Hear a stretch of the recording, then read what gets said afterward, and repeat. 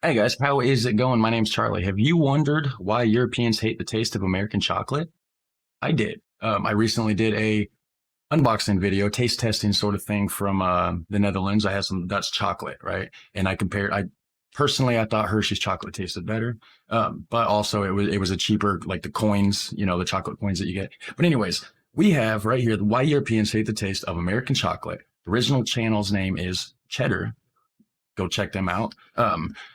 Link to the original video will be in the description section down below, and we're going to jump right into this and find out why Europeans hate the taste of American chocolate. While us Americans are mindlessly chomping away at our Hershey's bars, some of our friends across the pond are kinda disgusted by what we're eating, even though it tastes good to us. They've said American chocolate tastes like vomit and earwax, called it sour and bitter. In some parts, it's a matter of taste, yes. But Vomit and actually, earwax. there's a scientific reason why Europeans think our chocolate tastes so bad. A scientific reason, huh? First, we have to do some debunking. If you look at the nutrition labels of a European Cadbury bar and an American Hershey. All right, let's look at these nutritional labels, guys. Let me get that a little bit bigger for you. Milk chocolate.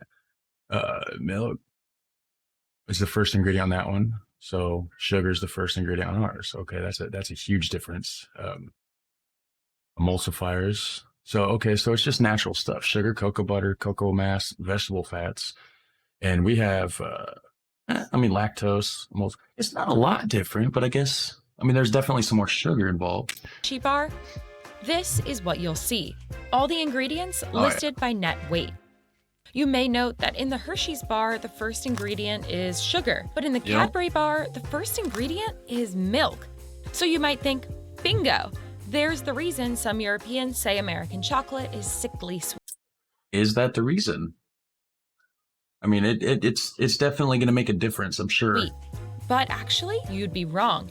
In the US, milk is weighed in its evaporated, powdered state, while Sorry guys, that scared me. The dog barked. in the UK, it's weighed as a liquid. So actually, they're pretty much the same. The other main difference is that they use different emulsifiers, which smooth the chocolate. Hershey's uses soy lecithin and PGPR, while Cadbury uses E442 and E476. What does that even mean? E442 and E476 and PGPR, and what is that, guys? If you even know what this means, put that down in the comment section down below, because I'm clueless here. Again, this seems like a big difference. But actually, E476 is just the European name for PGPR. Wow, that's a mouthful. Another common argument you might hear is that there's a different amount of cocoa in American versus European bars. The US has a requirement for 10%, while EU law dictates that it must be at least 30% cocoa. Big difference there. Big difference. Okay. All right. And I had a lot of hate comments on that. Not hate comments, but, people are like, hey, man, how are you going to say Hershey's is better? They're all saying Hershey's was trash. So this is going to explain it a little bit more in depth. And by the way, those cocoa beans, that looks disgusting.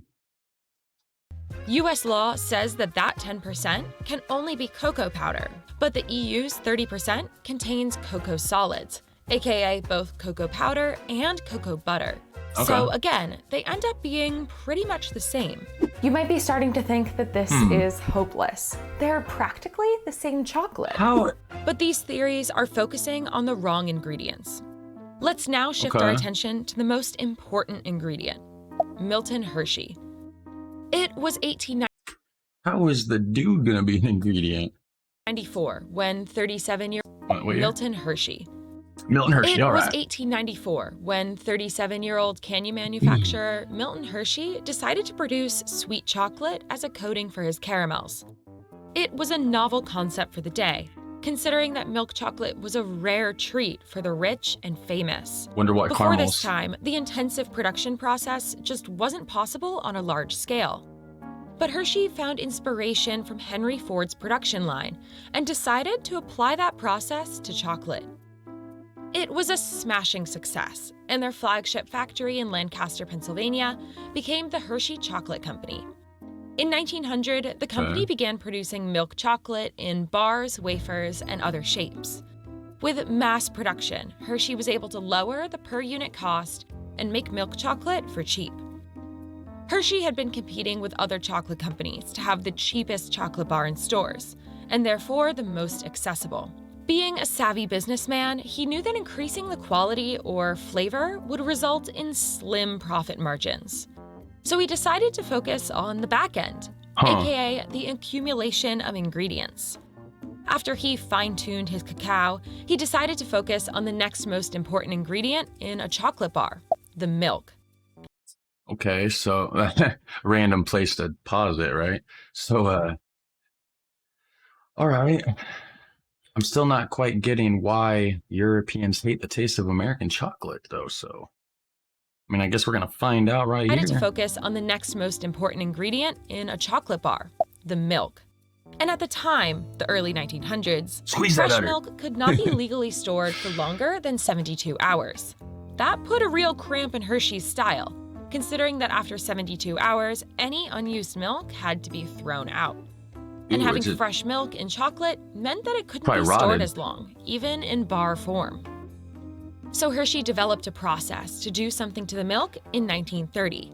It's actually still a trade secret to this day, but experts speculate that he created a secret process to alter the milk. It kept the milk fresh past 72 hours. It gave Hershey the edge to... Is it not real milk? Is it just loaded full of these crazy preservatives? It doesn't sound natural. I don't know about this, guys. I don't know. I mean, Hershey's is not my favorite, but I did think it was better than the crappy little chocolate coins. But man. To make the cheapest and most widely accessible milk chocolate. Okay. But that process had an unexpected effect on the chocolate itself. The secret method is known today as lipolysis. In lipolysis, enzymes introduced to milk break down fatty globules into smaller, more stable fat molecules. In order to kickstart this process, you first need butyric acid. It's a compound that partially sours the milk. I'm pretty sure they just said it was a trade secret, and now they're saying this is how we do it. So it doesn't sound very secret to me, right? This process, you first need butyric acid. It's a compound that partially sours the milk, but does give it greater shelf life. The resulting flavor is instantly recognizable. It's also found in Parmesan cheese and vomit, and particularly... Did they just say and vomit? Parmesan cheese. Ugh.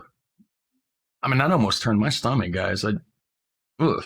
High quantities of it are found in baby's vomit. It's sour and bitter, sometimes in a good way, like pungent cheeses. I know what that smells like. I have a 1.5-year-old and he spits up, and man, it is rancid. Oh man, and that's... Ugh. We'll continue, guys. And sometimes in a bad way, obviously. It was first discovered in 1814 by French scientist Michael Chevrel, who was interested in finding the chemical responsible for the smell of butter that had gone bad. It's also the chemical responsible for that wet dog farmyard smell. Ew, and they're putting this in chocolate? I'm not eating Hershey's no more, guys. I'm sorry. There's no shout out for Hershey's here. You know what I mean? It's secreted from dogs' anal glands, so try not to think of that next time you eat a Hershey's Kiss. But don't worry, there won't be next time. Butyric acid in chocolate is from milk.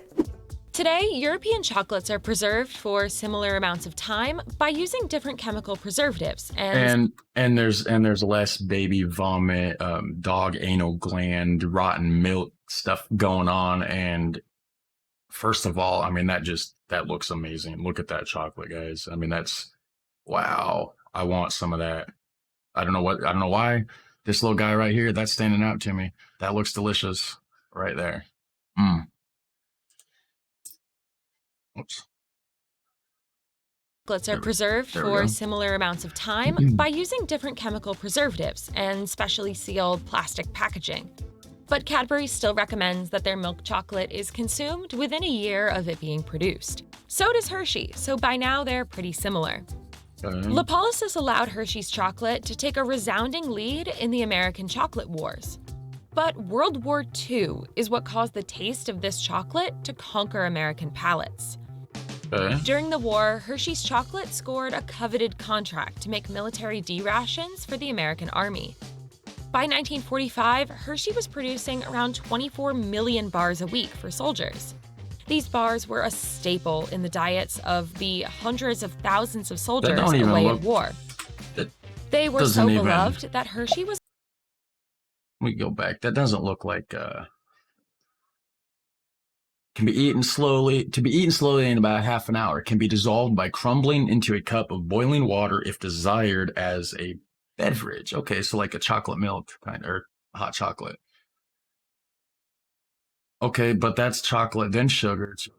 It don't look the same. Thousands of soldiers away at war. They were so beloved that Hershey was awarded 5 Army-Navy E-Production Awards. In contrast, Cadbury, Hershey's biggest European competitor, offered up its factory to make airplane parts and manufacture wartime supplies. They didn't manufacture any food at all, and in fact, in Britain, chocolate was rationed. This allowed Hershey to establish a taste monopoly. Well, yeah, if you cut out the market and you're the only one doing it and you're sending it to all your soldiers that are going to all these different places and fighting in the war, that means your chocolate's getting around. Okay. But is it the baby vomit, rotten Parmesan cheese kind of thing? Is that like Europeans? Can you guys taste that? I don't know. Almost every American soldier came home wanting chocolate that tasted the same as the one they'd been eating for years. Since all of the bars that Hershey made for the government used this top-secret milk stabilization method, soldiers got used to the unique taste.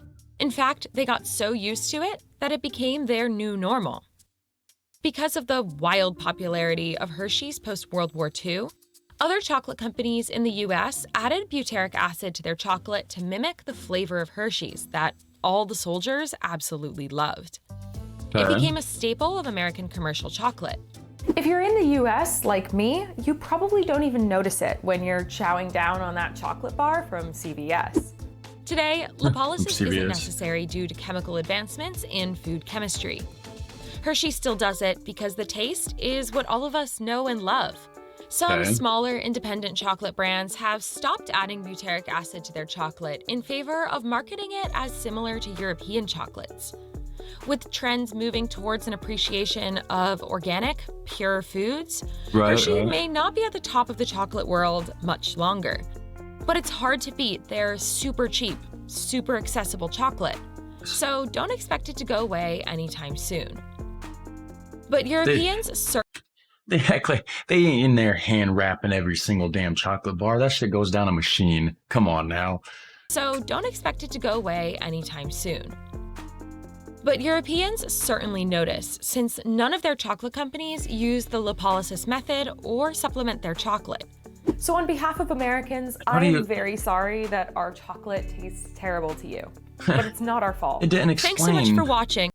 Didn't explain exactly why it tastes different though, because they said that like they copied it over there, I thought, right? Like I don't know. But anyways, what's your thoughts on it, guys? If you're in Europe, have you ate Hershey's brand chocolate? And if so, what do you think? I mean, I have had Cadbury. Cadbury is amazing chocolate. The Cadbury eggs are to die for. But anyways, yeah, so if you like this video and you like other reaction type videos and stuff like that, then subscribe, stay tuned. I have tons of reaction videos and stuff like that. So, and obviously I'm planning on adding plenty more. So I will see you guys in the next episode, and take care. All right, later.